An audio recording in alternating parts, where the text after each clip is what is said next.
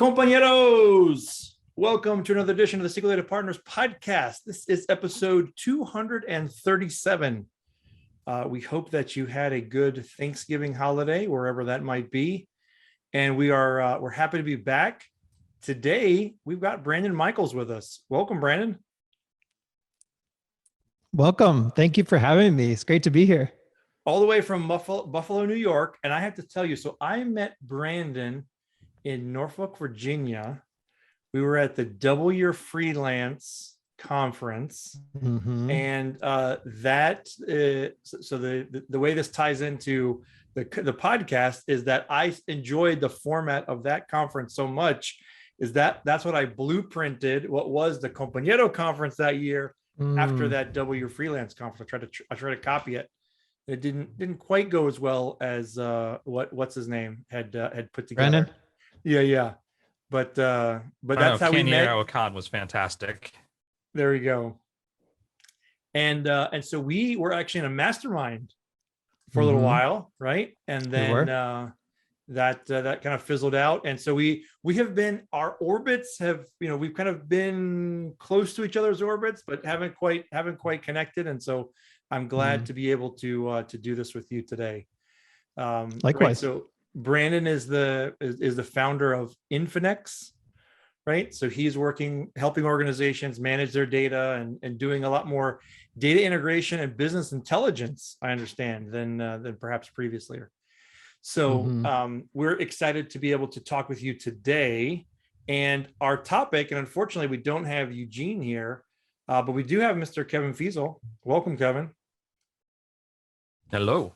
And so we were talking just before we hit the record button, we were talking about Kevin's background, and Brandon was like, I'm getting an Ewoks vibe, and but he couldn't quite place it. And I'm like, oh, you must be talking about It's Not the Future by Bad Lip Reading. And he's like, what? And I'm like, you guys have never heard of that song? It's super catchy. So we're going to put it in the show notes today. I won't play it because admittedly we are actually a little pressed for time, but perhaps in a future episode, we will circle back to this little nugget of YouTube of bliss here. At least until Carlos gets a content strike. Yeah, that's right. So our topic today is getting started with Power BI, right? So when you want to start adopting Power BI, things you need to consider, and Brandon's got some ideas for us there. But before we get to that point, we do have a couple of things that we want to go over. So one, just as a reminder, right, as we are approaching the holidays, right? You want to find a gift that's going to help you and the podcast. You can go to sqldatapartners.com/t-shirt and pick yourself up a t-shirt, right? And the proceeds will help the podcast, and you'll have a nice sporty shirt with the logo that's behind my head on your lapel right there. So you can proudly wear that wherever you go. It'll be buy awesome. 20 of them and just start handing them out. Yeah, we have done that. We are not above that, Kevin, right? So let's see. Our show notes for today's episode are going to be sqldatapartners.com/powerbi or at sqldatapartners.com/237. And we kind of went through some of the pieces, and so in terms of SQL Server and the news, we still need to plan out some episodes and from all the announcements that came out of Ignite and the past summit and whatnot. So we're still putting those together, but we will still do that. But we do have a couple of shout outs. See Cool Guy. See what you did there, Francisco. See Cool Guy. We've got Greg Gonzalez, Fernando Sanson, Gonzalo Vicio, George Maxon, who I actually saw at Summit. Yeah, hey, George. Lori Carr, Gemma Hunter, and Sequel Kawai, who's all of a sudden I failed to look him up. That's Matt, right? Matt up in the Northeast. Yeah, right? Yeah, that is Matt from the DC area. Oh, he's in DC. Okay, I was thinking he's a little bit northern than that. But anyway, at least that's where I would see him at SQL Saturdays. No, I agree. So, hey, Matt, thanks for, and thank you, compañeros, for giving us a little bit of shout out, a little love on social media. We do appreciate it. And so for those of you who want to, to chat with us through the various social media outlets or send us an email, right, you're welcome to do so, and we'll make sure we give you a shout out. So I think in terms of events, I think we are wound down for the year. Now I know, well, Kevin's always a busy guy, but are you doing anything between now and the end of the year, Kevin? I am going to be in Las Vegas next week for Dev Intersections.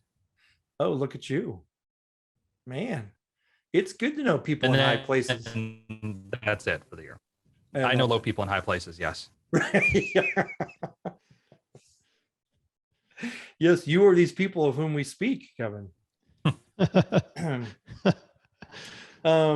Okay, so with that, right, let's go ahead and jump back into the topic, right? So Brandon, right, to walk us through this. So we know, so Power BI, right? We've seen the commercials, and it's like, oh, well, you just get data, and then you've got, these magical visualizations, and you can do drill downs, and it's like super easy, and there's this euphoria.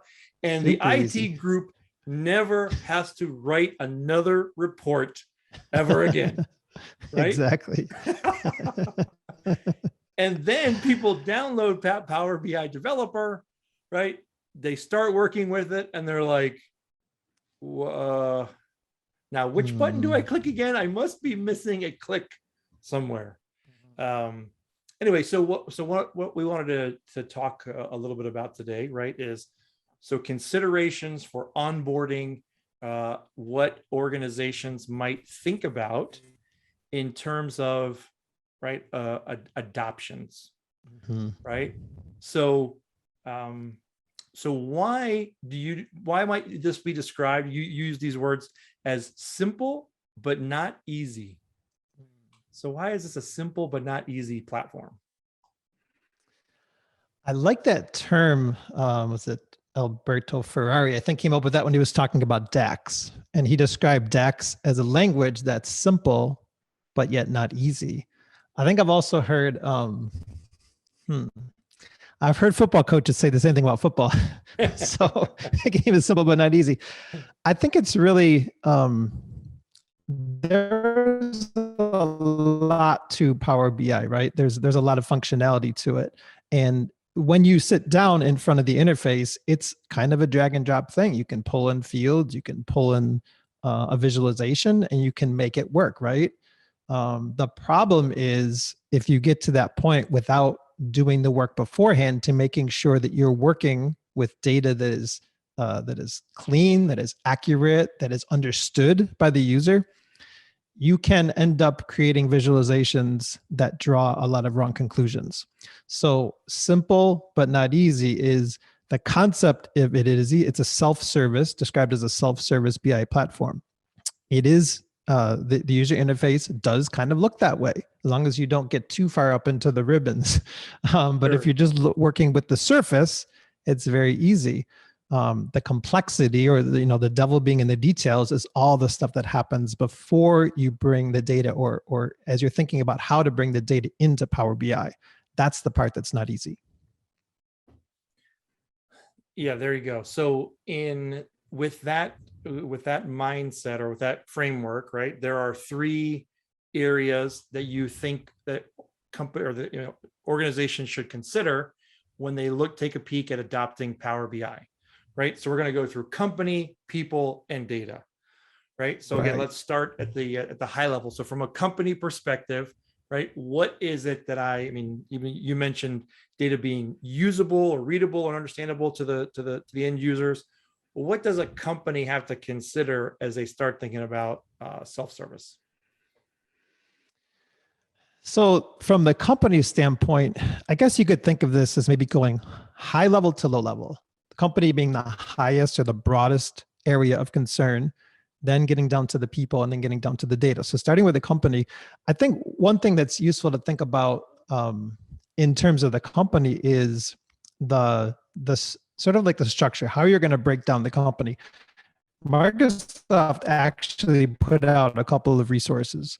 When it comes to this whole simple but not easy concept, they actually 2 years ago put out something they call the Power BI Adoption Framework. This was a video series that was produced by two employees of Microsoft. And it was really their first stab at creating a process around the implementation. So some kind of a structure for bringing in Power BI. Just recently, just within the past few weeks, a little over a month ago, they came up with a second resource. This is actually a written resource. It's called the Power BI Adoption Roadmap. This one is more comprehensive. It's definitely more verbose. I think they're both worth taking a look at. Fair warning, grab some coffee or your favorite stimulating beverage because this is quite a read. If you're going to dig into the roadmap, it's quite a read. It's very academic. It sounds like something out of a textbook more so than a practical guide. There's a lot of structure, a lot of terminology, and it can sound very enterprisey. So you have terms like center of excellence and community of practice and executive sponsorship and those kinds of things. So I thought, okay, let's take that for what it is. Let's acknowledge that Microsoft has put a lot of thought into this and come up with a structure, but let's take that and maybe take a little different view of it, take another look at it. Not that the information is completely different, but maybe a way that's a little bit simpler. My background is really more working with small and medium-sized businesses. Right. I don't really have the enterprise experience. So maybe that's why it looks a little bit different from my angle. But I thought starting with the company, what we really want to start with is, something that Microsoft touches on is culture. And they specifically talk in terms of data culture.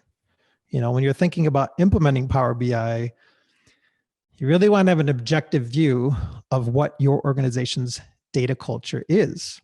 A lot of companies nowadays, they talk about wanting to be data-driven, a data-driven company, a company that's propelled forward based on the insights that they glean from the data they're working with, right? But being a data-driven company really comes from having a data-driven culture. And that's not something that just happens overnight, right? That's not something you just snap your fingers. You want to maybe ask yourself some questions like, for your company, do you carry out reporting mainly as a compliance requirement? I've worked with companies that's the goal of their reporting is to serve as a means for compliance. Another question maybe, is it the last thing that's done at the end of the month or at the end of the quarter? That kind of retrospective interaction with data is really not a data-driven company. That's something that gets done. That's the last thing on the list. Another question I want to ask is there usually one person or one or two people who have most of the reporting skills? Again, that's not something that reflects a company that's driven by data where everyone embraces the data. So if you answered yes to most of those questions, I would argue your organization is not a data-driven organization. And the real test is this. Do the insights from your reports, from your charts, from your graphs, from visualizations, do those insights initiate change within your organization? If you want your organization to become data-driven, in most cases, it's helpful to think of data as a big ship. You have this gigantic ship. It's pointed in one direction in the ocean. It may take a while to turn that ship's course, right? So it may take a while for you to realign your company from being something where data is kind of a have to do versus something that's really driving your organization forward. Overall, I think you really need to align your expectations based on where your organization currently is. Bringing in Power BI is not going to magically transform your organization into a data-driven one. Yeah, that's an interesting piece, because I think maybe perhaps in defense of the companies, right? They're like, well, the reason we're not data-driven is because getting to the data is so complicated, right? And it's hard sometimes to understand, perhaps, right? We have to, have IT, create these reports for us. And the thought is okay, well, again, I have the easy button, right? I just click get data, and now I'm able to show that and distribute it. But your take there is that perhaps we're asking the wrong questions or a question we haven't considered is, what am I going to do when a user gets information to that? Are they going to be able to make a change based off of what they're seeing, right? Or is it really just like, hey, like a dashboard, hey, this is what's happened, right? Just thought you'd like to know. Yes, that's a great point. Something you're just observing versus something that actually causes or precipitates change in your organization.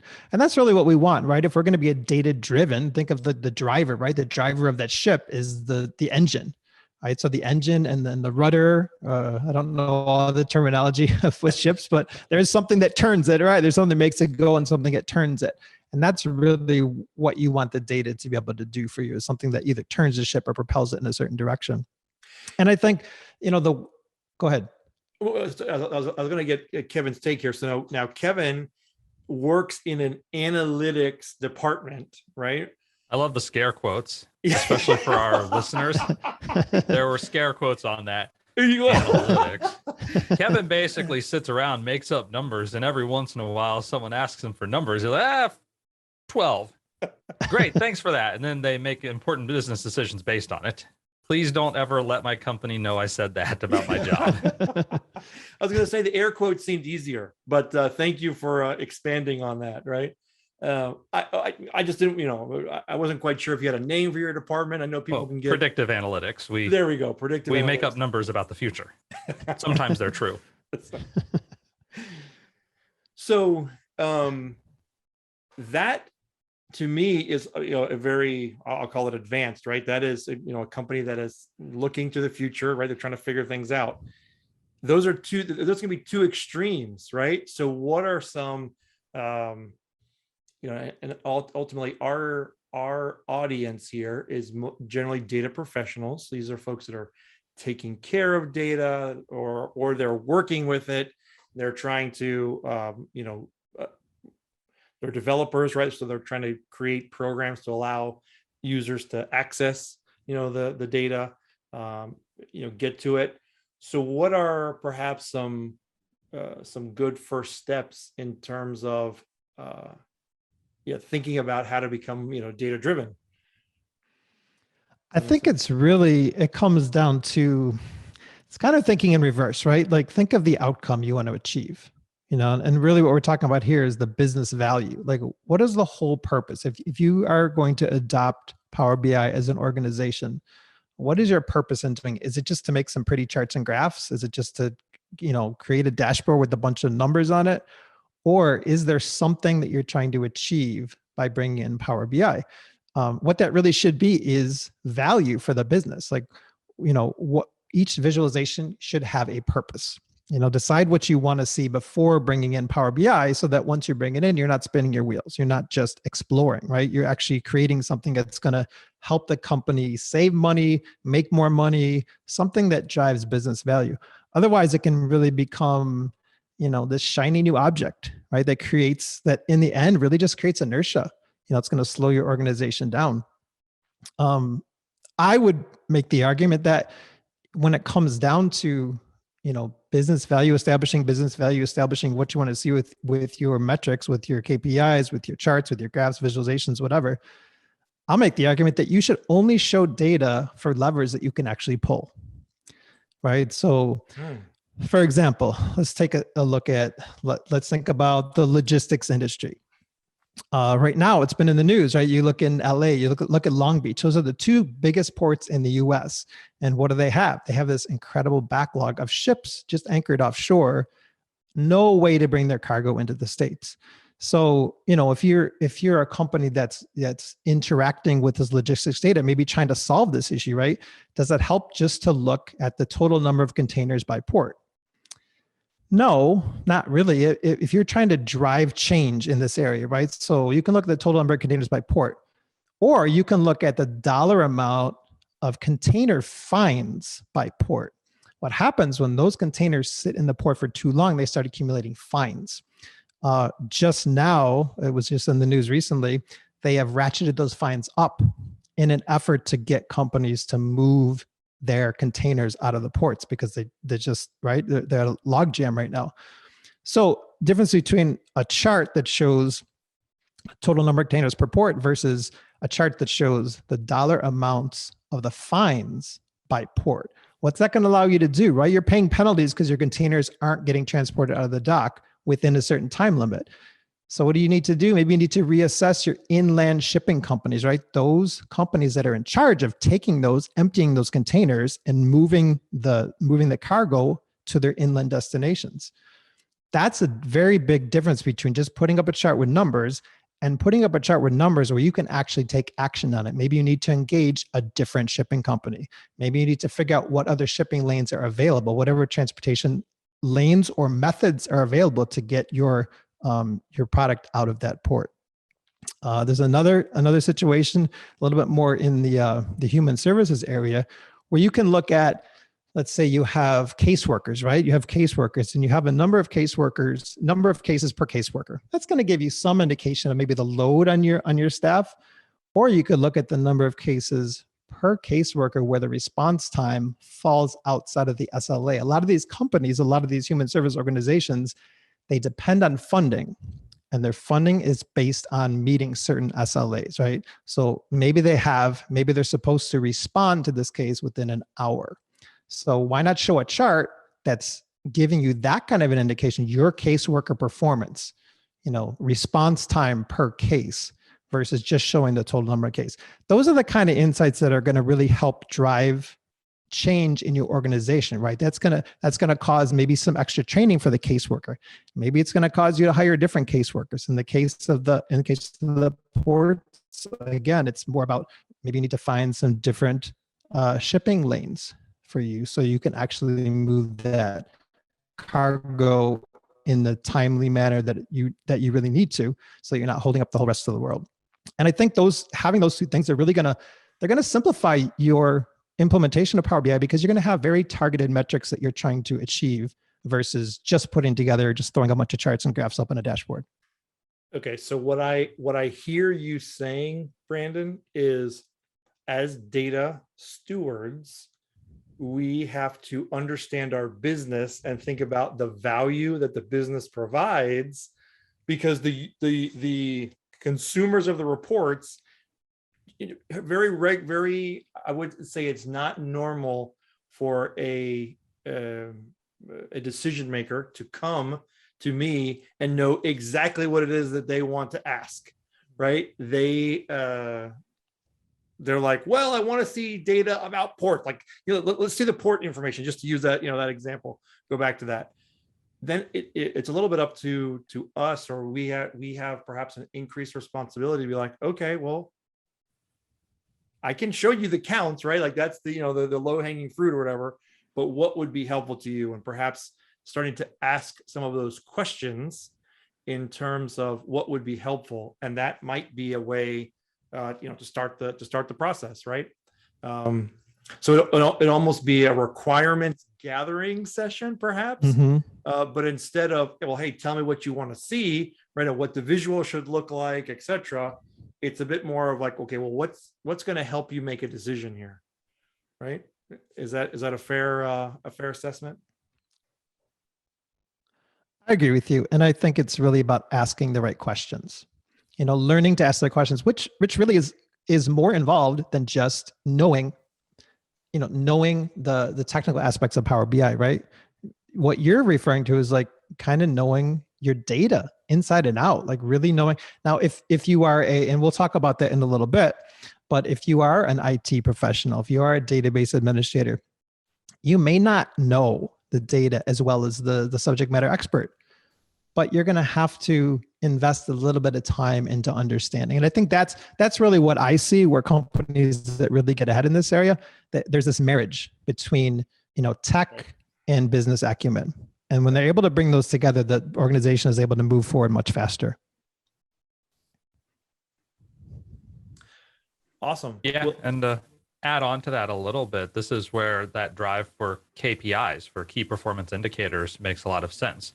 Understand what are the things that the people on the business side are looking at, what drives their value, and how do we expose the information to help them make the right decisions to motivate that KPI. Exactly. It's very collaborative. And I think that's, as we're talking about, again, the company here, kind of this highest level of what we're going to look at today, it involves communication. And just to be honest, for someone who is a tech person, communication is maybe not my favorite thing in the world to do. I like to sit behind the keyboard and create things, right? I'm a maker to build things. But this does involve thinking in terms of the company, what's best for the company, what is the business value that the company needs to achieve from this implementation of Power BI. So, and you just to carry on that idea, Kevin, right? So is it enough to just be like, just to walk in and be like, hey, so somebody asks you for a report, or like, hey, we want to use Power BI. Is the appropriate response, hey, well, tell me what your KPIs are? You get a good answer, sure. Most likely you're not going to get a great answer, but that's where the discussion, that's where you get a feeling for, this is a term that I will use. Your response, your face based on what I say will help me determine how well did you understand that, and how do I need to pivot to make this conversation work out better? Because then we can start talking about, okay, well, let's discuss your team's goals. Let's discuss what types of things what problems are you experiencing? Sort of getting into that consultant mindset of where is the pain and what information is available to help alleviate that pain. Well, I also think it's relevant to apply your favorite maturity model to whatever, company or organization you're in, right? In just the sense that, it could be that they do have KPIs and measures and they want to be able to represent that. But, half the time it's, okay, here's a thing I have to do on a weekly basis for work. And how can you make this easier, right? Or how can you do this in Power BI? And so there's a lot of times where you're just trying to replicate a workflow. And then later you can try and maybe take more advantage of what Power BI has to offer in terms of like the data exploration or more of the self-service, whatever. But I mean, sometimes you've just started like the operational stuff just to get buy-in.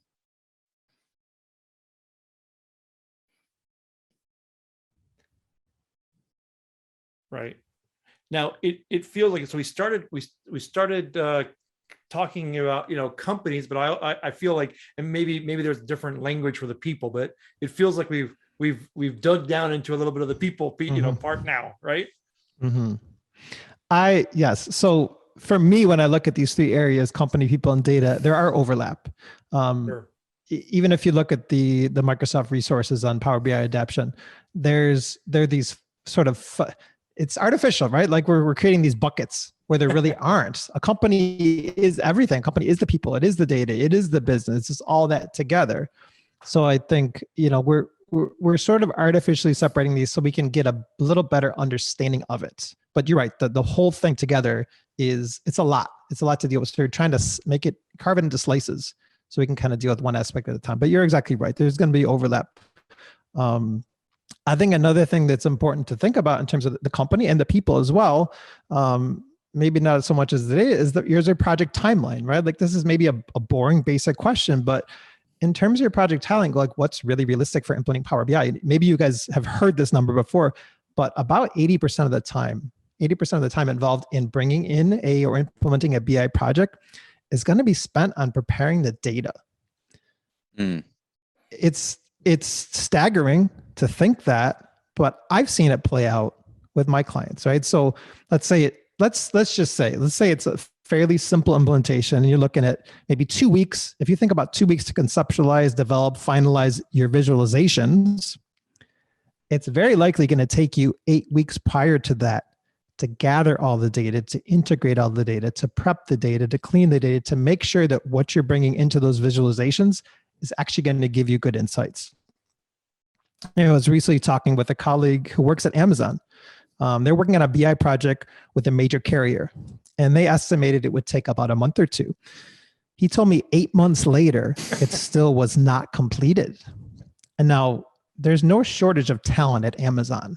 So it's not like these guys have they're just botching the project, right? I think it kind of comes back to what we said at the beginning, right? Again, it can be simple, but it's not easy. Right. we've run into something like that. I don't know what you're talking about. Yeah. Well, and I know what we try to do a lot of times to avoid that is to see if we can get like kind of a vertical slice. You know what I mean? Like, okay, can we focus on just like this one page? Let's get it from start to finish. And so we have a much better idea of what the process looks like. Like you said, how messy is the data?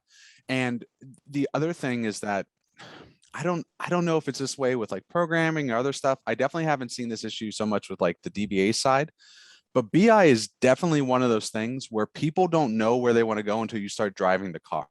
Sure. You know what I mean? Yes. Like worse than a lot of industries. I'm sure like graphic design is comparatively bad, but you know, it's been particularly in business intelligence, people will tell you what they think they want, but once you start getting something in front of them, that's when a lot of the ideas occur. And so you have to be prepared for more of an agile process. I mean, every once in a while you'll get that gem. Like we had a customer where they had like wireframes of what they wanted and they had descriptions of all the measures, like, oh, we'll get that done in a week. We're going for it. But yeah, I think BI is a worse than average in our industry in terms of that issue of trying to predict how long it's going to take. I think go ahead, Carlos. It sounds like a data, right? Because all the data preparation pieces, right, that are required, and you don't know, you're like, ooh, I don't have that data, or it's missing, or it's not quite the way I thought it was, and right, it can be more challenging. Yeah, and I think that goes along with a couple of things. One is, Eugene, I think you're right. I think starting with the vertical, starting with a sort of a narrow slice of what you want to do, whether that's a proof of concept, prototype or whatever, or maybe it's a full scale rollout, but it's very limited. I think that is a great way to start. That's part of it. The other part is this concept of data discovery, right? You have Power BI is a quote unquote self-service BI platform. When you allow the users to discover data, and maybe you have a mature data catalog, maybe you have a great data dictionary. Sure. That's a wonderful thing, but you're exactly right. You're going to open up a can of worms, and that can be a good thing, and that can be a bad thing. I think it's just the bottom line is you need to be able to manage it. Right. Yeah. No, that's very reasonable. So one other quick thing, just along the lines of timeline. In my own experience, it's best if other projects aren't happening during the same time period, right? So if you're going to roll out Power BI, in my experience, one of the mistakes I made with a client was they had a homegrown solution that basically ran their organization. Human services company ran their organization. I was in charge of upgrading that from Microsoft Access to an actual custom web-based application, right? So We're upgrading the application. We're also upgrading the database from Access to SQL Server. And we're rolling out Power BI all at the same time. This is going to be one big party, right? Oh my gosh. That just introduced a whole lot of stress to the organization. It was just too much strain on the resources, caused a lot of grumbling. And yes, I even heard, I wish we could go back to Access. Ooh, yikes. That's not the thing you want to hear as the consultant, right?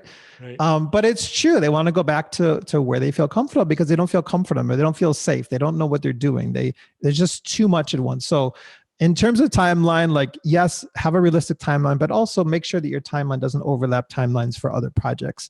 I think, the BI project is there to assist you, to enhance the day-to-day, to improve the day-to-day. But when doing BI or struggling with BI becomes your day-to-day, that's a problem.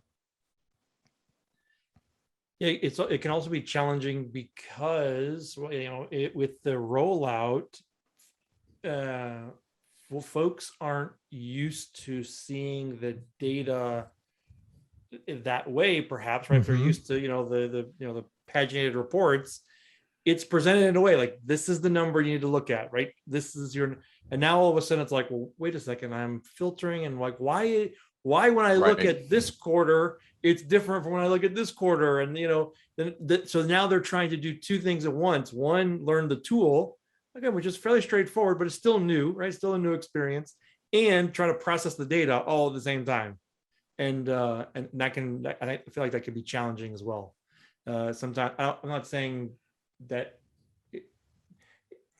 it's it's a Right. different modality. I mean, you Right. think about it, unless you've worked with some of the more modern tools, people aren't used to like web-based reporting, right? Mm. I mean, even like, let's say you've worked with Google Analytics or something like that. A lot of those reports are fairly canned.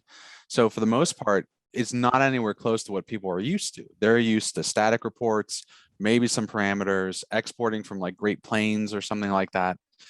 And so you're having to work in the web browser, most likely, and you're having to work with reporting that is data model driven, right? And there's other tools that have that. So like ClickView is like that in a lot of ways, where, okay, you can have these multiple filters and really change what you're looking at.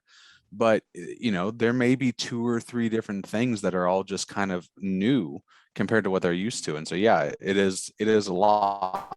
There's, even though Microsoft has done a good job of making Power BI friendly to the business user, there's still a lot of newness there. And that does take time. Yeah, and I think in terms of setting up, kind of to your point, in terms of setting up, a client who was very skilled with creating queries in Microsoft Access and generating reports that way. But you take away that ability to like create the query from this Microsoft Access interface, Right.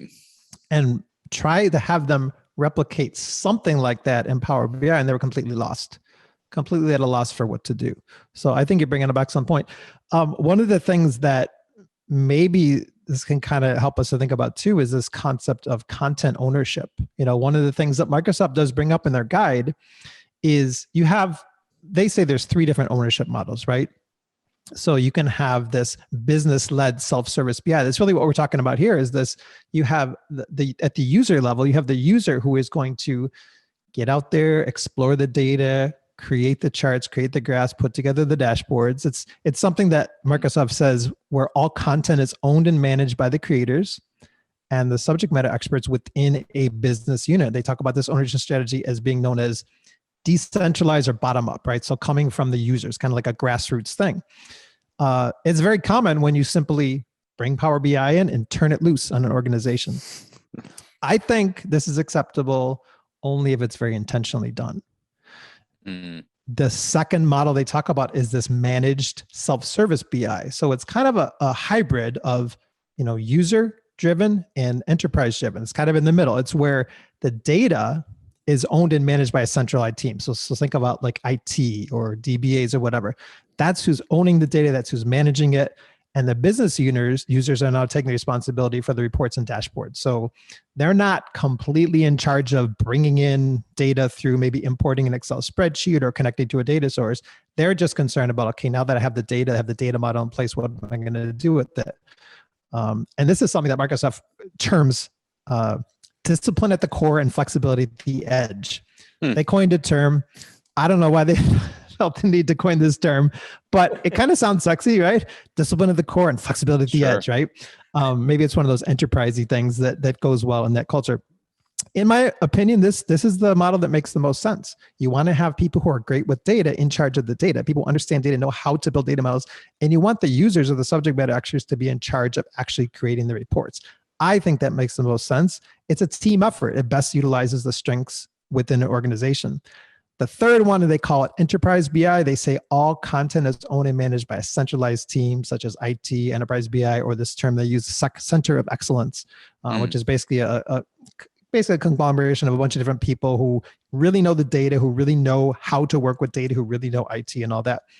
I think personally, this is the slowest. You may end up with the most high quality output, but I think it's going to be the slowest. Just think about the requests you have to put in. Think about how long it takes when you put a request into IT to actually get something back, especially in a larger organization. So when it comes to I think the final piece really for a company is this concept of the content ownership, and which model is your organization.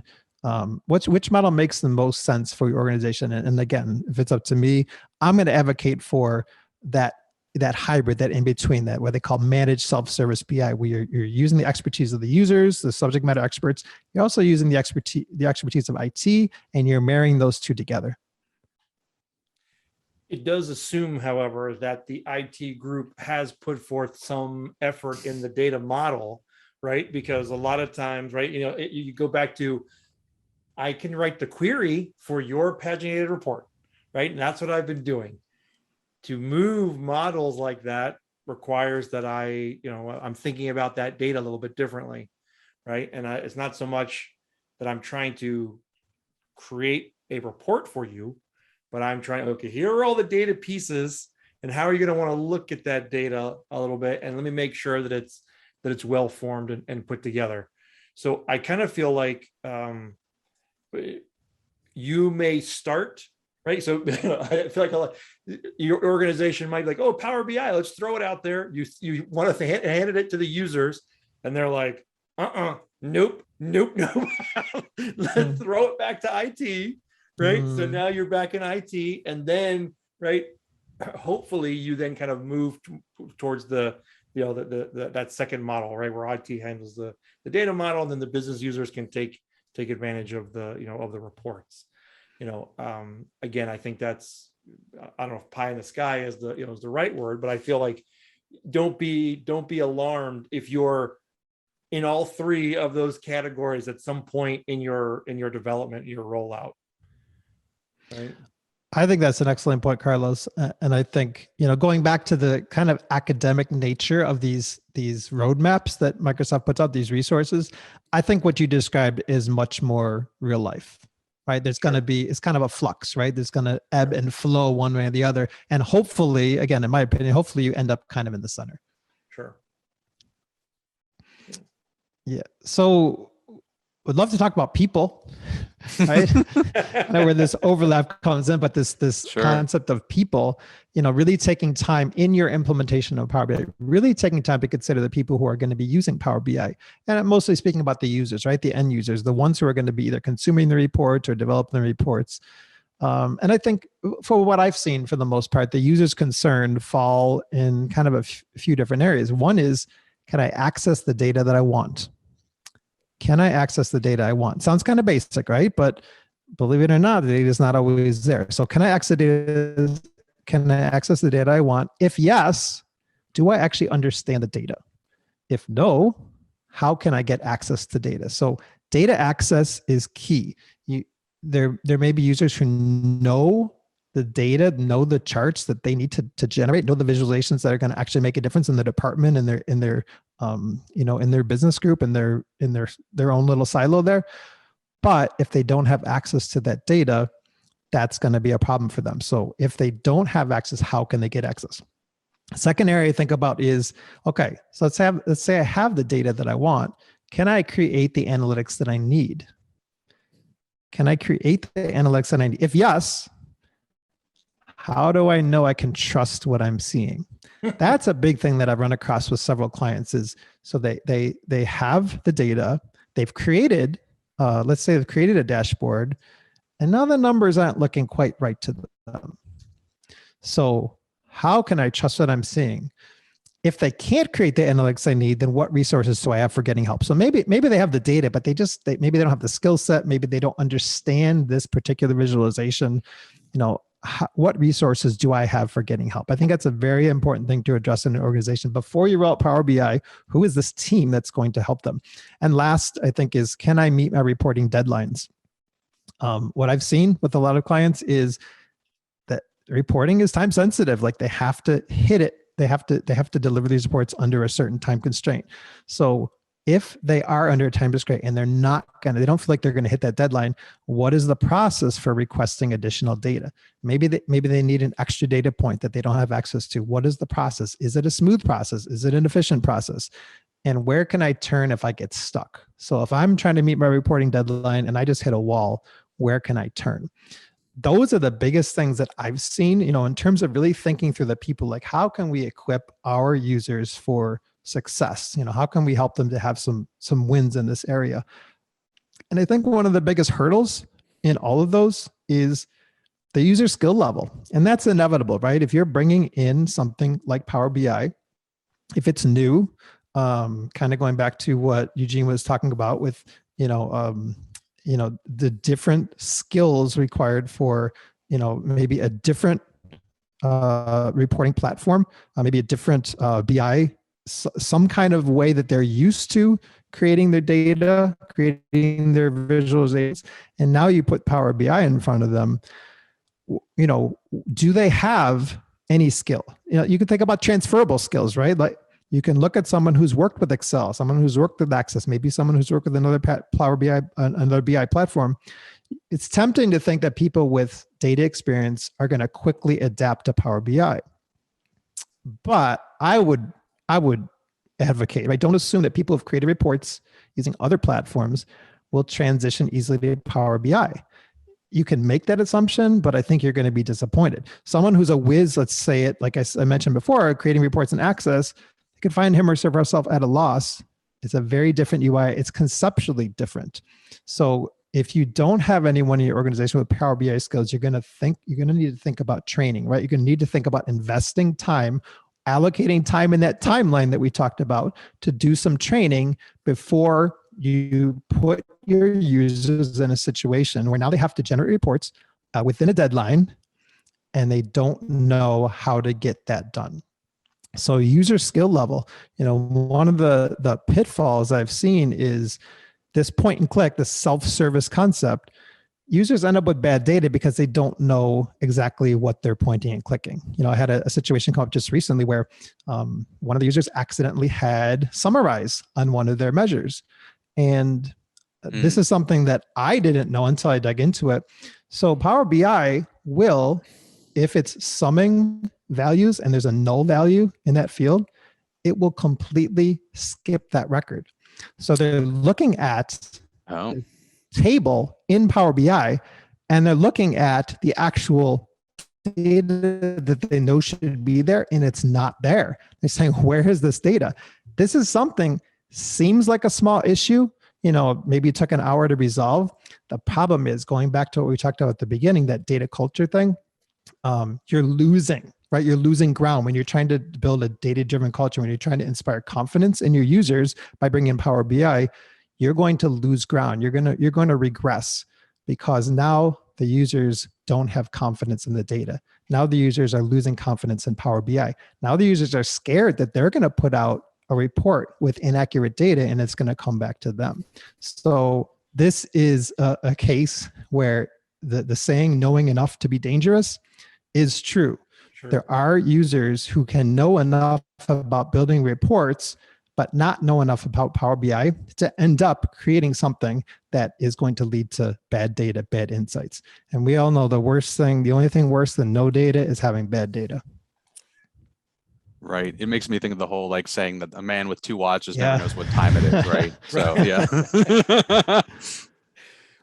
One way to get around this, and I don't know if we ever coined the term, but I'm going to call it the data table page, right? So this is what we did with our last project, Eugene, right? In order to help them validate the results and get used to it was, don't quite go to the visuals just yet, but you're going to take some of the same filtering and just allow them to look at the raw data, in a table format, and they can click and filter, right? And then not even just raw, but the logic that they had for some of their measures was somewhat complex because, for some of them, they were saying, okay, take this count of this thing and divide it by this count of this thing. And if it's over 0.8, then this customer is active, right? Right. And, you don't want to necessarily just hand them a card visual that says, all right, 86% of your customers are active, right? And so part of it was just this table that wasn't intended for production use, but we took that measure and broke it up into 5 or 6 sub measures or intermediate measures.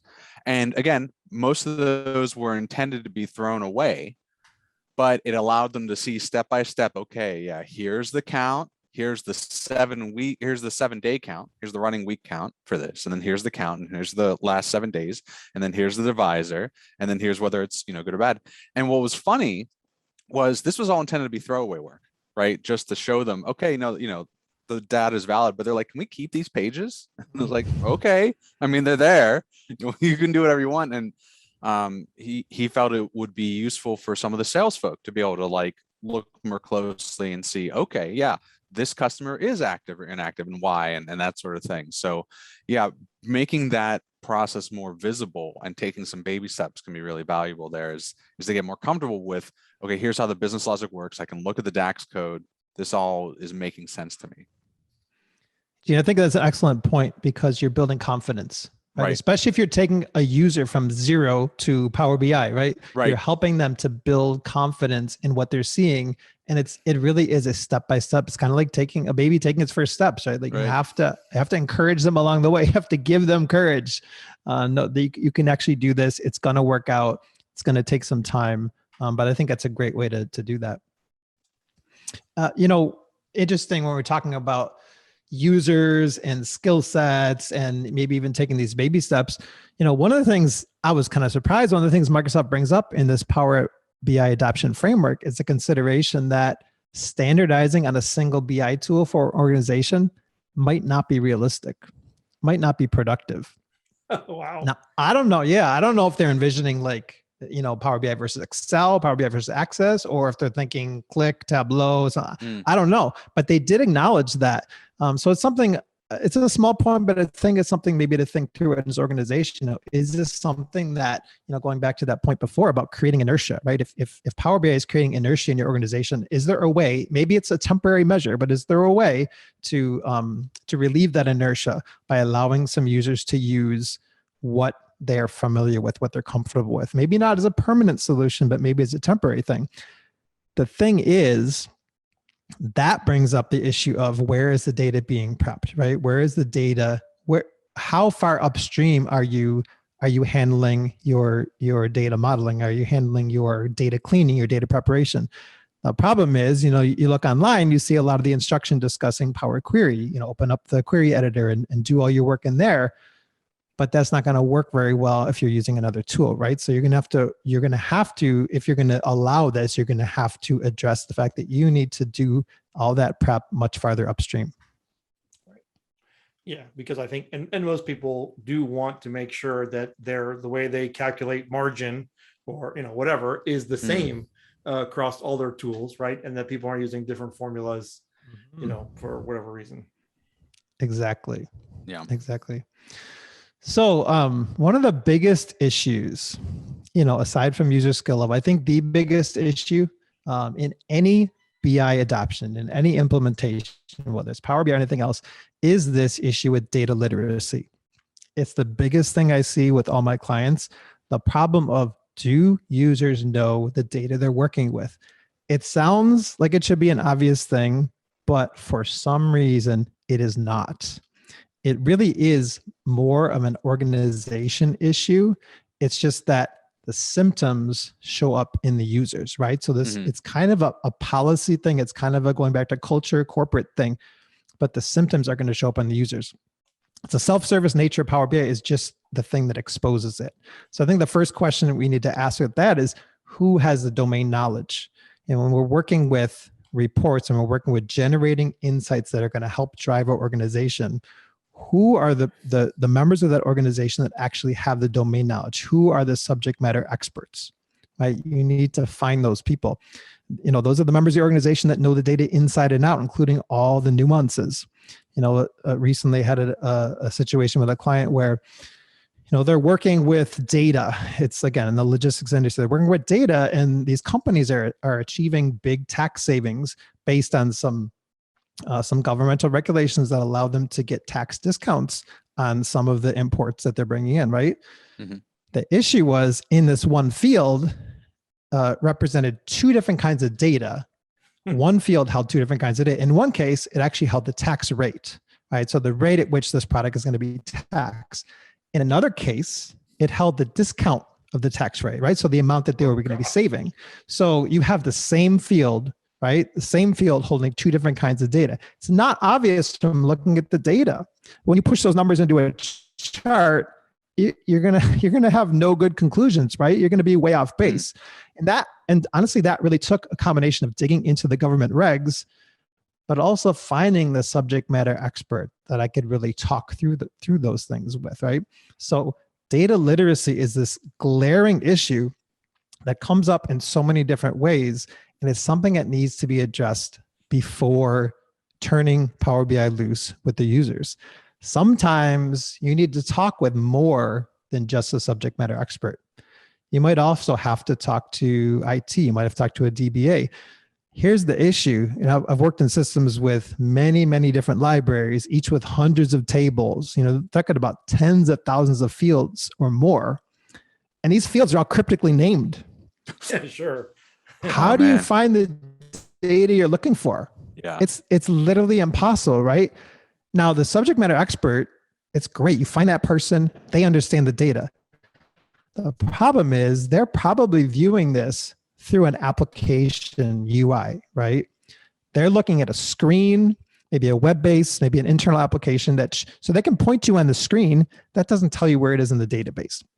So you may have a situation where you have to consult subject matter expert, but then you also have to go to IT. Again, this concept of like working together, teamwork, in order to find out where that data is. Does it exist in the database? If so, do I have access to it? Can I get to it? And sometimes, believe it or not, even when you find that subject matter expert, when you find where it is in the database, sometimes you still need time to hash it out. Just last week, I was dealing with an issue where a client, these are 3 subject matter experts in a very narrow particular area of their business. 3 of them disagreed over how to classify a charge. And the problem was classifying the charge was critical to the business's cash flow. But they couldn't agree. They couldn't agree over how to classify the charge. Should we include it in the visual? Should we not include it in the visualization? So again, going back to that data literacy, these are things that you need to think about ahead of time, need to start preparing for. And maybe it comes down to it, just a simple thing like creating a data dictionary, creating a data catalog. So many of these data literacy issues can be solved by creating that. But use the word simple and data catalog in the same sentence. It's like, you have that meeting and you're like, well, you've got to solve this problem. And now I've just created 3 more projects, right, to solve the problem. And really, I think the pushback on it is just, it's documentation. Like, who wants to develop documentation? Is that the thing that we all crave, doing every day? Is that the thing we always look forward to? No one wants to do it. Right. But the truth is, it can head off so many issues when you take the time to document it. And listen, it doesn't have to be done all at once. You can do it incremental. You can do it as you go. But doing it up front will save a lot of time and a lot of pain later on. Yeah. So it's interesting to hear your definition of data literacy, because that's one of those terms that I hear bandied about, but I never know quite how to define it. Because when I think of like literacy, we've got like grade levels of how well you can read. And if you're illiterate, it's very clear what that means, right? Like you can't read or you can't read well. And so like when people say data literacy, the thing that comes to my mind is like here in Pennsylvania, we had these 8th grade standardized tests called the PSSAs. And there would literally be like math questions where it's like, here's a chart and here's 4 people's test score, who got an A, right? That kind of thing, like the bare bones basics. But what I hear you describing is it's a definition that's very contextual and domain oriented. And that makes a lot of sense, right? It's not necessarily, okay, can you read a chart? Like hopefully all of us can, if we open up a newspaper, if those still exist, and look at something about the stock market or the basketball scores, we can read that, right? I would think most people can read that, but it makes a lot of sense that you may have, like you said, okay, here's a cost and here's a discount, and it may not be clear. What does that mean for the business? What does that mean in context? So that makes a lot of sense the way you're describing it. Yeah, and I think with self-service BI, that goes hand in hand with the concept of data discovery. That's something we had mentioned before. Right. But it only works well when the user has a map. Right. And without it, the user's going to wander around. They're going to waste a lot of time. They're going to get frustrated. I don't know have you guys ever done a corn maze? Oh no, I need to, but I know what you're talking Man, about. okay. Yeah. So, yeah, I know I haven't trail lived. event's going to be Next Eugene. one. Do you have corn mazes in Richmond? But go ahead. I'm sorry. Yeah, that's a good question. I was going to ask you, do you have corn mazes down there? We have a ton of them up here, right? I don't know. Maybe corn is maybe a staple crop up here. I don't know. Sure. But the corn maze is the thing that people do around Halloween time. I don't know why it's Halloween time, but that's when we do it. So people start thinking about getting out, doing something before the trick-or-treating starts. People go to a corn maze. So you can into the harvest, right? So that makes sense. Yes, true. That's a good point. The only thing is that you could actually do it earlier. And there's a good reason to do it earlier. I'm going to get into it in a second here. Okay, here we go. So if you ever done a corn maze, have you ever tried it with a map versus without a map? Because when you enter the corn maze, they will offer you a map.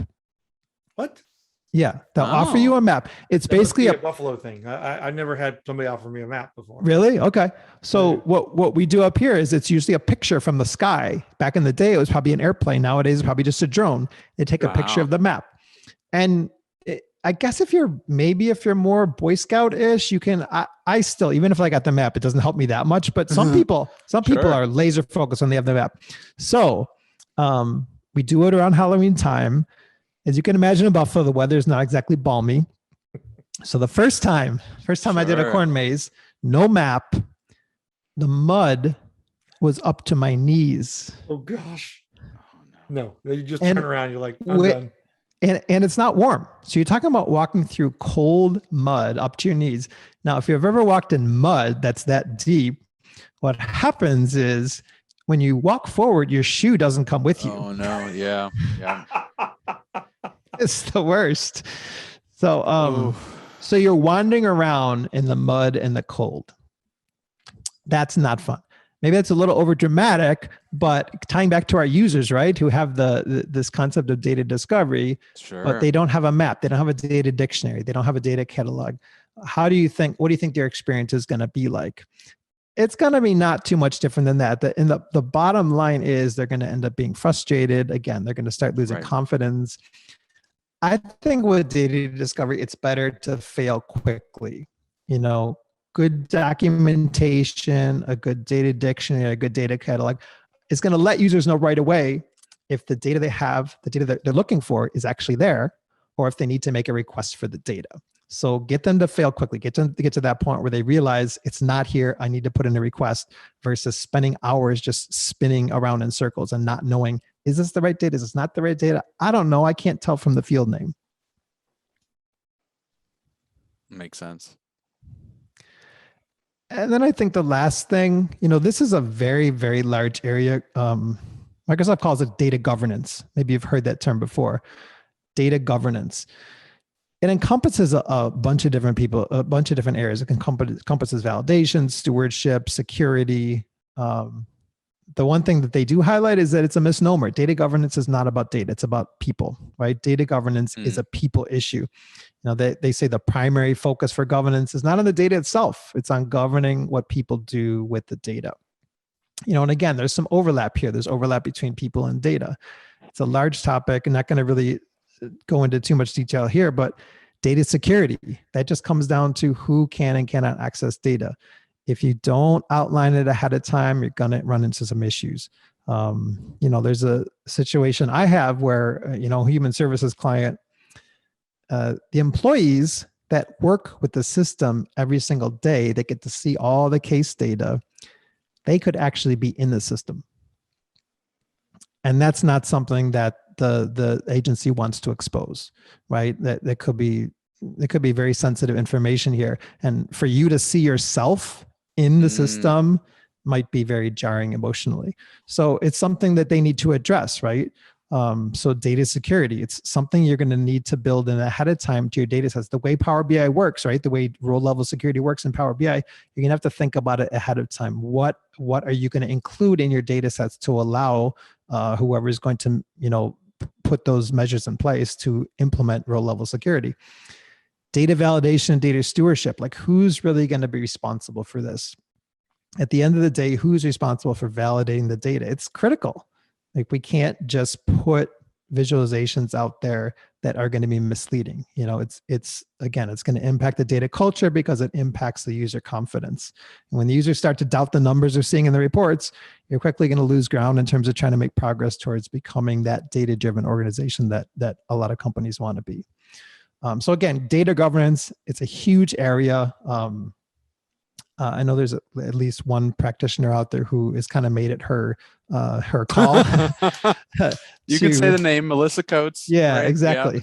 And I'm sure she's done a great job with it, but I really think we need someone like that. We need someone like that in the community to be able to take this and make sense of it and elaborate on it and help us to understand the importance of it. But again, that's a whole other topic for, maybe have her on someday and talk about data governance. Yeah, it's a good idea. And then the last area, depending on how much time we have, the last area would be data. Right.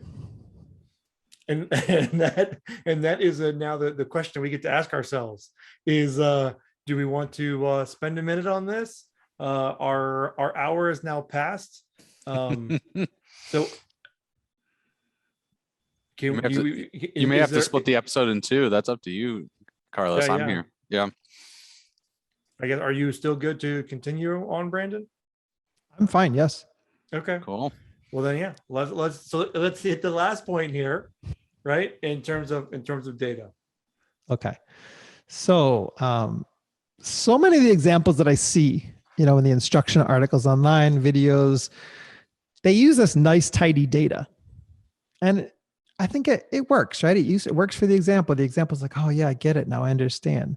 But really, who has this kind of data? It's not the kind of data that I see in the real world. I get it that you want to have an example that's straightforward. You want to demonstrate the principle, the technique, or whatever. But in the real world, data doesn't look like that, at least not in my experience. So what are some of the aspects of data that we really would want to think through ahead of time before bringing Power BI in, before implementation? Sounds basic, but data availability. That's the first thing I'd like to think through is data availability. Can we access all the systems that we want to pull data from? Part of it is basic due diligence. It's one thing to identify the data that you want to pull into Power BI. It's another thing entirely whether you actually have a way to pull that data in. You can see it. Maybe it's in a website. Maybe it's in a partner application. Maybe it's some vendor data. But is there a way? Do you have a way to pull that data in? There's this technical aspect to data availability. Can you programmatically communicate with your data source? Can you write something? Can you use a data integration platform? Is there a way to hook into that data source to pull the data out? One thing that came up recently, so I was working with some vendor data, and they recently moved their infrastructure to Google Cloud, which we were pretty excited about. I mean, we were like, okay, this is going to guarantee their availability and give them great uptime. Wonderful. Like, we're excited. Things started to look better and work better. All of a sudden, one of our machines that was supposedly trying to connect to and pull this data was returning these errors, these protocol errors. I was like, this just what? Oh, they moved to Google Cloud, but that should be better, right? The challenge was that the client was using an older version of Windows Server. And Windows Server, the security implementation is S-channel, right? So S-channel, and I think it was Windows Server 2012, supports the protocol, right? TLS 1.1.2 supported the correct protocol, but didn't support the correct cipher suite. I was like, oh gosh, what That's in the very world? niche. Oh my goodness. Exactly. Like I don't think at the time I knew what a cipher suite was. A cipher suite is, for those of us who don't know, it's a set of algorithms that secure a network connection, right? So it's going to define how the data is encrypted, how the data is decrypted, the actual communication. S-channel for Windows Server 2012 has a limited, even with the updates, has only a limited set of cipher suites that it supports. They were not compatible with the cipher suite supported by Google Cloud. So what do you do when the thing you've been working with for, I think this was in place for 1.5 years or more, suddenly stops working? All the vendor data that you're bringing into your charts and your graphs just cuts off because of this issue. That's a data availability problem, right? That's something that I felt like we had done our due diligence ahead of time, but sometimes things change, right? So some of the issues that you need to think about in advance, sometimes you need to think on your feet in the moment. And the solution, in case you're wondering, the solution for that was actually to set up a different server and use that as a reverse proxy to actually pass the request through, access the data, and have that come back through the proxy. And the reason that worked was because that other web server, we actually use Nginx for that, that other server had the Cypher Suite support. It's like, is this something that, that you could ever anticipate? I don't know. Maybe. I suppose if you did your due diligence ahead of time, maybe you would have run into this. Well, bottom upgrades line, and patching, right? It's a real upgrades and patching, right? And this server was fully patched. The Windows server was fully patched, and obviously 2012, right? Yeah, it goes back a way. Yourself a little bit, right? Exactly. Yeah, that's true. But sometimes, right, you work with what the client has. Sure. You do your best to recommend, but at the end of the day, you're stuck with what the client has in the network. Sure. So getting back to data availability. So there's some technical hurdles you might run into. If it's data that needs to be updated regularly, can you automate it? If it needs to be updated regularly, can you automate it? I've had situations where clients have access to the data. They can even download the data, but they have to do it manually. That's not going to work when you're trying to push data into something like Power BI. You don't want someone to have to, quote unquote, remember, as part of their daily task to download data. That's just not workable. So is there a way to do that? It might, in this case, it involved contracting with the vendor to actually write some custom code. And then that vendor saw fit to charge an arm and a leg per month for this client to actually have this data. So kind of annoying, but these are some things, again, you need to think through ahead of time. Like when the data is there, great. Can we get to it? If so, can we automate it? If so, is there going to be any cost involved or time involved? There's also this security aspect of data availability. And this gets into the law. We need to think about, does the data in our organization need to stay strictly within the walls of our organization? Sometimes that's the case. I have clients who they've never used Power BI service. They've used Power BI desktop exclusively. Why? Because their data cannot leave the organization. You might have HIPAA. That's patient health information. From a logistics standpoint, you might have the CTPAT, or the Customs Trade Partnership Against Terrorism. That's supply chain security.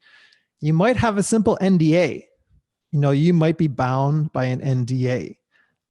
Bottom line with that is read it. Read your NDA. The contract law, one of the basic things of contract law is whatever's in the contract is binding. As long as it doesn't violate the law, whatever is in the contract is binding on you. So read your NDA. Make sure that you know whether or not your data must stay within the walls of your organization. Potential workaround for this, if you think about your visualizations and what you need to show versus what you can show, or what you need to show versus what you want to show. You may want to show, for example, let's take again the example of human services organization. You may want to show all the data. I guess you gotta weigh, right? You gotta weigh report collaboration versus, you have to weigh it against some sort of regulations or legal requirements you have put in place.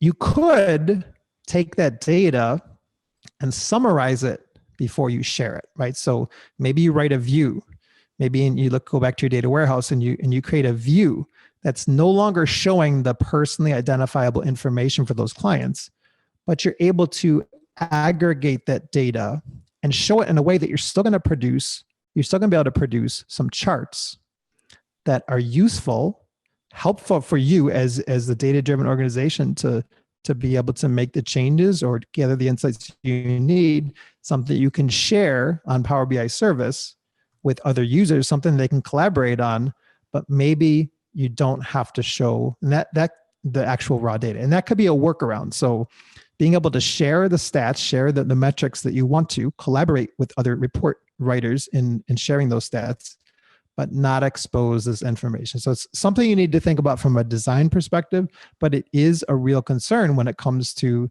your data availability and any sort of legal requirements you have in place that are going to maybe limit that data availability.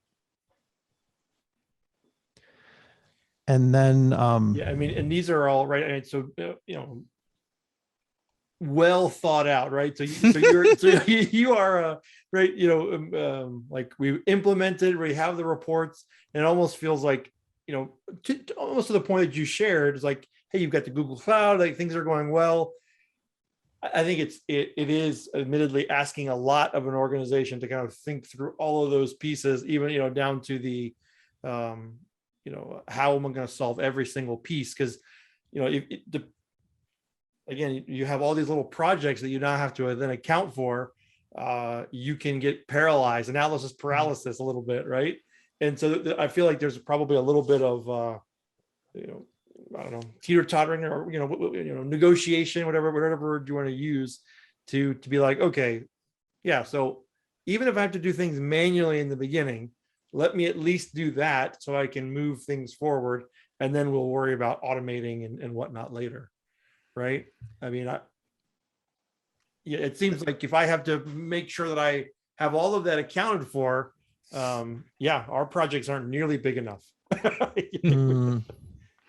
That's a fair point, Carlos. And clearly I'm speaking in hindsight, right? Hindsight is always 20/20. Sure, that's fair. That's right. I didn't understand these things ahead of time either. But I think in sharing this, hopefully, our listeners, hopefully our audience, maybe, going back to what we talked at the beginning is, learning to ask the right questions. Maybe it's about growing in being able to ask deeper questions or ask more questions or ask more detailed questions. When you're dealing with a client, when you start a new engagement, maybe it'll help to expand the scope of questions, or maybe even thinking, like how to think through problems. Just hearing some of these examples that come up that, I never could have anticipated the Cypher Suites issue. Like that was completely out of left field. I'll be honest, I didn't even know what a Cypher Suite was before that. Sure. So yes, I think that's a great point. And yes, we do the best we can up front, but again, hopefully it'll just maybe expand our ability to, ask different questions, ask deeper questions, ask more questions. One of the things we learned in school was this concept of like asking the right questions. Sure. That's fair. Yeah. So and then the last piece. So we, couple more quick things to go over here. Data usability and relatability. Relatability, not in terms of like, I'm cool, I'm relatable, but more like, can you actually relate the data together? Very basic, as we all know, basic to building a data model is identifying how your data relates. In my mind, nothing short circuits a Power BI project faster than having a lot of data sources, but no clean way to connect them. I had a situation where, a client had a call center operation that they're taking in these crisis calls, right? They're taking in these, frantic calls from people, and they have to contractually, they field them. They do the best they can to link up these people with the help they need. And then they have their in-house, system that keeps track of all the client information. Problem is, those are two different systems, and these calls that are coming in, you don't always know exactly who it is. Sometimes the people may have mental issues, right? Sometimes they may identify themselves by an alias. So you don't know exactly who that is, but they want to see this data. They want to see this married up so they can actually understand, like, what has this person been through? It's going to help them deliver better services. There's no way to relate that data. We tried phone numbers. Problem is, they could be calling from a hotel. They could be calling from a safe house somewhere where it's a common phone number. So you're going to get a bunch of clients with the same phone number, right? So in this case, how are you going to relate your data? Sometimes in this case, the answer is change your workflow. When that call comes in, look that person up as best you can with the search functions that are built in. Look that person up, try to grab their ID and stick it in the client and stick it in the call center software. Have them create a field for you and stick it in there. Now the data instantly gets married together, right? But that would require a change in workflow, customization of their call center software. That's a question. Do they want to do that? Is it worth the investment? In my mind, absolutely. It's going to allow them to quickly get to the information they need. And in an area of like this, where time is of the essence, when you're responding to crisis calls, when someone's life may be hanging in the balance, that's a very important thing. So question here with, do you need to change a process? A little bit related to our data-driven, concept is, sometimes you can even use the data you're seeing. Maybe it doesn't change, your business value, your data, your value proposition, but maybe what it's going to do is improve your internal processes so you can make your data more usable. And then the last thing I really want to touch on is this concept of data quality. Potentially the biggest time sink in a company's adoption of Power BI. Sometimes data quality represents the lion's share. When you talk about that 80%, 20%, or like 80% spent in like bringing the data in, integrating the data, prepping the data in order to bring it into Power BI, the lion's share of that 80% sometimes can be in cleaning the data, prepping the data. If nothing else, data entry issues are inevitable in any organization. Sure, data entry issues, like, it's just going to happen. We're humans, right? Like, we're not perfect. Situation, maybe, let's say, going back to this example where we had, upgrading MSS, Microsoft Access App Guilds was kept with a combo box. You can pick from a dropdown or you can type the data in for whatever reason. A lot of users like to type data in. Problem with that is then you have all sorts of misspellings of the same word. You have all sorts of abbreviations, and how you deal with this data, right? It's just going to be messy. Inevitable that you're going to have data quality issues at some level. So how are you going to deal with it? And then other part of data quality is really data structure. One thing we haven't talked about yet is, let's say you have a nice clean source, a relational data source. Maybe you don't. Maybe the vendor has only given you access to their API. Maybe you're not dealing with the actual source of the data. Maybe you're dealing with JSON or XML representation of the data. You're having to bring in hierarchical data and translate that to relational data. That is not easy. It's not a trivial thing. You're going to have to convert this hierarchical data into fact tables, dimension tables. Otherwise, you're going to have oodles and oodles of repeated data. Sometimes you need to take that data and move it to a different level. Sometimes you need to inject keys where there aren't. Hierarchical data may have the ID at the top level. It's not going to filter down to all the child levels. Usually it doesn't. So you're going to have to inject that. Sometimes you have to create synthetic keys. Like, there's a lot that goes on in that, bringing that data in, that's going to make it complicated. So data quality is going to be impacted by your data structure. And what are you doing to prepare? Again, not a trivial thing to take hierarchical JSON or XML data and translate in that to, if you have a relational data store.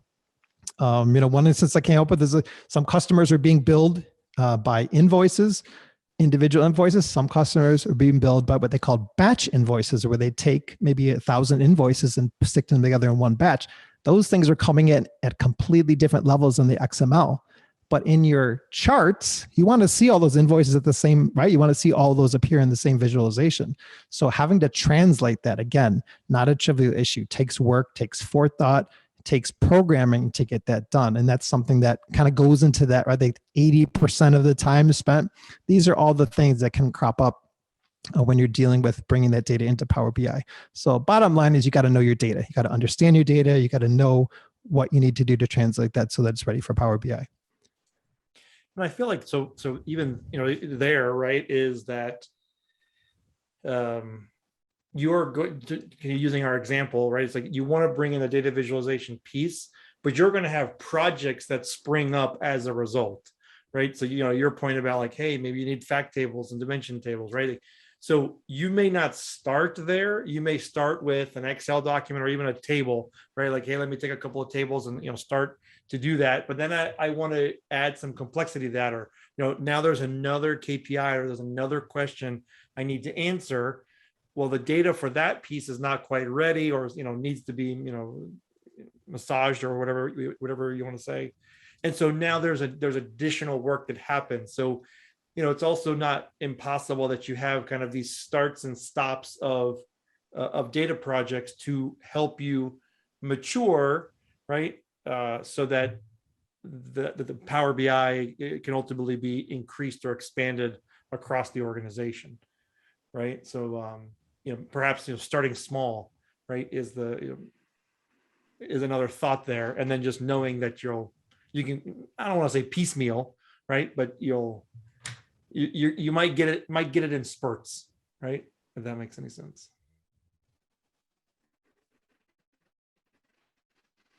I think you're exactly right. I think the what I would really want to leave people with, and kind of to finish up, is really what you just said. Start simple, so that you don't have to start with all the data, right? Right. You could start with a subset of your data. Start with like a proof of concept, a prototype, minimum viable product, whatever you want to call it. Start with something simple. That's going to accomplish a lot for you. It's going to give you momentum. You get that quick win. It's going to give you momentum. It's going to inspire confidence in the rest of your organization and your users. It's going to simplify and also show you, it'll simplify things, but also show you maybe where the potential pitfalls are. There's going to be back and forth. There's going to be a little bit like you were talking about, Carlos, there's going to be give and go. There's going to be back and forth between, maybe you put something out there, now they're just like, this is great, but we also want to see this. And now you have to go back, and then you're going to go back to them and like, oh, this is great. Just had a situation come up with a client last week. You're like, oh, this is amazing. We love everything you've done, but could we see this also? and this has already been through 2 rounds of revisions, right? So Sure. It's just natural, right? The more, and that's a great thing about Power BI is this, this with data discovery, with Power BI making data discovery so easy, it is going to foster that curiosity, which is going to lead to deeper insights, which is going to lead to additional insights. And you really do want those users to some extent driving, because they're the ones that are a lot of times the subject matter experts. They're the ones that are close to the data. They're the ones that are going to help, again, that teamwork concept, like everybody playing their part. And again, coming back to like simple, but not easy, right? So to your point, Carlos, keep it simple at the start. Keep it simple. Start simple. Start with something reasonable. Start with something achievable. And your goal in doing that, your first cut through it should be, let's make things simple for the users. Like make things simple for the end users, the ones who are actually going to be using the reports on a day-to-day basis. And I think if you consider all these things, the things that we discussed today, and do your best to address them ahead of time, or at least, nip them in the bud as they come up, your implementation, your Power BI implementation is going to go much more smoothly. And I think you'll be well on your way to success. Yeah. Well, awesome. Well, thank you, Brandon. Right, lots of things to consider, right, as you dive in, and right, or even just revisit, right, like hey, how have I done with this, right? Could we improve? Mm-hmm. Do we need to circle back, right? Have additional conversations, etc. About it. Absolutely. Awesome. Well, should we do SQL Family? Let's do it. Okay, so now we've been talking about Power BI, right? Admittedly, when we first met, right, I would have pegged you as for developer, right? Mm-hmm. But how did you first get started with SQL Server? I started as a developer. No, I was working. I was back when I was in school. I was working for a local tennis shop. I love tennis. I played tennis and built a couple things. One was an online tennis league. It was kind of, as I think back, it's like, man, this is before Facebook. It was kind of like a little social network for tennis players. They allowed messaging. You could actually message other players back and forth. You could request matches. You could post match results. You could request matches. You could post your scores. And what the tennis shop would do is they would actually reward players for playing. The more they played, they come in, they get prizes based on how much. It was really, really cool. Wow. Yeah, it was a lot of fun. Also did a jog contest. Have you got process? What was that? It was like a rewards, it was type thing, yeah. And it worked, right? Because then as people came in and collected the rewards, they would buy something else in the tennis shop. So it worked great. Another thing was, have you guys ever done like a March Madness bracket? Oh, yes. Yeah. Yeah. So I created something, Wimbledon US Open, created this draw contest, this bracket for them. Eventually we ended up migrating those from Microsoft Access, which they were built in, to SQL Server. So that was my first experience with SQL Server, having to learn kind of the nuances between Access SQL and T-SQL. So that's how I got started. There we go. Interesting. What advice would you give to someone wanting to pursue a career similar to yours? Man, I would say, ask yourself first, like, do I like problem solving? Do I like problem solving? I think that's really a lot of this is like understanding the problem and figuring out a solution, which I love. Also, are you comfortable working in an area where it's not possible to know all of the answers? The landscape, it's constantly changing. It moves quickly. Can you function well in that kind of an environment? And I'd say try it as a hobby first, weeknights, weekends. That's how I started. I started developing my spare time while I was studying for the bar exam. I was waiting for my results. And that's actually how I got started with development and getting into data for the first time. If you're doing that, if you're doing it on weekends and weeknights and you can't wait to get back to it, that's a good sign that it's something you love to do. And I think that's gonna take you far. Sure. Very nice. Now, what's one thing that can instantly make your day better? Sunshine. Sunshine. I mean, Yeah. After all, this is Buffalo, New York. Sure. As I look out my window at 5:03 p.m. and see darkness. Yeah. You know. I've accepted that during the wintertime, I need to go somewhere south for 1 week, no matter what, right? Because I live in Pittsburgh, and so we have a similar amount of sunshine, Yeah. Yeah. There you go. Sunshine is everything. You've got $10,000. What computer or tech would you purchase? Man, I have to get more specific with my shopping list, but I think a VR developer workstation, right? Something, I'm a C# developer, and I know there's I think Unity is the framework out there that is, C# programmers can have at it. So VR developers workstations, some VR gear, because the metaverse, right? I mean, it's coming. It's coming or it's here, one or the other. I, for one, welcome our meta overlords, right? Which famous person let me try that again. Which famous person in history would you want to spend the day with? Man, I think it would have to be Jesus. Hands down, just man, so many questions. I would be peppering him with questions. But just to be, just to be in his presence for a day would be amazing. Have you gotten into the Chosen series? Oh, I love the Chosen. And I love the way he's depicted. Like, I don't know, that's the director's interpretation, right? But sure. He's so wise. He's so cool. He's so compassionate. He's so patient. He's like, I love this series. I'm definitely in love with his character. Right. How about you?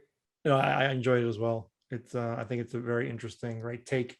Definitely puts a lot more humanity to the stories, right? Than just the couple of verses we get sometimes. So. Man, I agree. Our last question for you today, Brandon. What's your favorite ice cream topping? That's a great question. Man, believe it or not, Blondie bars. Oh, look at you. Blondie bars. Yeah. I remember years ago, we had this tennis team trip. We went to Friendly's after a match, and I, for some reason, ordered, I don't think I've ever had it before, ice cream sundae at Friendly's with Blondie bars. And I have never enjoyed a sundae as much as I did on that day. Part of it might have been I was 20 years old, Sure. no guilt. I'm like, I'm going to burn this off in a couple hours. It was the biggest sundae I've ever seen. It was like, I felt like it was like half a gallon of ice cream or something. It was huge, but I swear in a couple hours it was all burned off, and Yes. Oh, to be young again. Absolutely. That is hilarious. Well, awesome. Well, Brandon, thank you for being here. We do appreciate it. Thanks for sharing some of your information. If folks wants to reach out to you and connect with you, how can they do so? Man, I'm not been super active on social media. I am on Twitter. I am on Facebook. I am on Instagram. Do I know my Twitter handle? Oh, I'm at Brandon Michals on Twitter. So you could check me out there if you want to reach out. Also my website is infinext.com, infinext, you can check me out there. Yeah, reach out. I'd love to talk. And Mr. Eugene, if folks want to reach out to you, how can they do so? Well, hopefully they're going to wait until January because I'm hoping to do nothing for the rest of the month. But if you want to try, I am on Twitter at SQL Gene. And compañeros, you can connect with me on LinkedIn. Thank you for those of you who have. There are a couple that I think you're waiting. I've been slow to respond to your request. Mostly it's because I like to put in a message. Like once we get connected, I like to start a conversation. And sometimes I feel like I'm too distracted, and I want to make sure that I have time for the conversation. And so I put off those connections, but I do appreciate it. That's going to do it for today's episode. Thanks again, Brandon, for coming. Episode 237. Thanks so much for having me. The show notes for today's episode is going to be at sqldatapartners.com/PowerBI. And I guess any other final thoughts? I think I cut you off there, Brandon. I apologize. No, I was just going to say it's my pleasure to be here. I really enjoyed the time today and just hanging with you guys and having the conversation. Yeah. Awesome. Thanks again, compañeros, for tuning in. And we'll see you on the SQL Trail.